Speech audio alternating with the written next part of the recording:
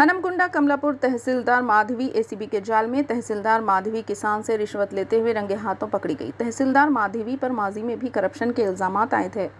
Anti corruption bureau के ओहदेदारों ने तहसीलदार माधवी को किसान से 5,000 रुपये रिश्वत लेते हुए रंगे हाथों पकड़ लिया। वाज़ेह है कि कमलापुर तहसीलदार ऑफिस में एसीबी की तलाशी जारी है। तहसीलदार माधवी ने किसान से 30,000 रुपये की रिश्वत అదుపులోకి తీసుకొని వరంగల్లో ఉన్నటువంటి ఏసీబీ కోర్టులో ప్రొడ్యూస్ చేస్తాము।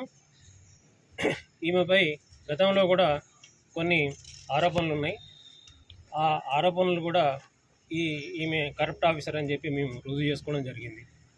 సో అందరికీ థ్యాంక్ యూ। తర్వాత మిమ్మల్ని ఎవరైనా కూడా ప్రభుత్వ ఉద్యోగి లంచం గురించి డిమాండ్ చేస్తే టోల్ ఫ్రీ నంబర్ 1064 ఈ నంబర్ కాల్ చేయగలరు। ఈ రోజు జరిగినటువంటి ట్రాప్లో నేను మా ఇన్స్పెక్టర్లు అయినటువంటి రాజు, శ్యామ్ సుందర్, ఎల్ రాజు పార్టిసిపేట్ చేయడం జరిగింది।